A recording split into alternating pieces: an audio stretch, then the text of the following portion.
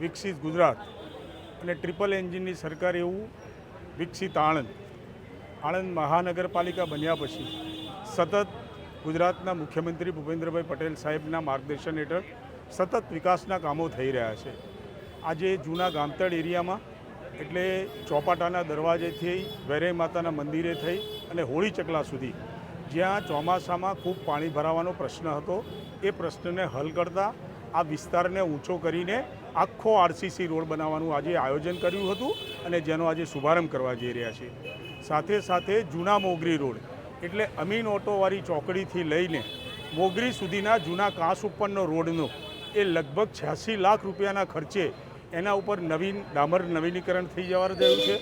સાથે સાથે શાસ્ત્રી મેદાનની આજુબાજુના રોડની આજુબાજુ જ્યાં ધૂળ ઉડતી હોય છે ત્યાં પેવર નાખીને ડસ્ટ ફ્રી કરવાનું પણ કામ આજથી શરૂ થઈ રહ્યું છે। ત્યારે સમગ્ર આણંદમાં લોકો માટે આ સુવિધા અમે ઉપલબ્ધ કરાવવા જઈ રહ્યા છે। ત્યારે આજે ભારતીય જનતા પાર્ટી પરિવાર, અમારા શહેર પ્રમુખ, અમારા મહામંત્રીશ્રીઓ, અમારા માજી કાઉન્સિલરશ્રીઓ તથા ભારતીય જનતા પાર્ટીના હોદ્દેદારો આ શુભ પ્રસંગે ઊભા રહીને સૌને શુભેચ્છા પાઠવે છે।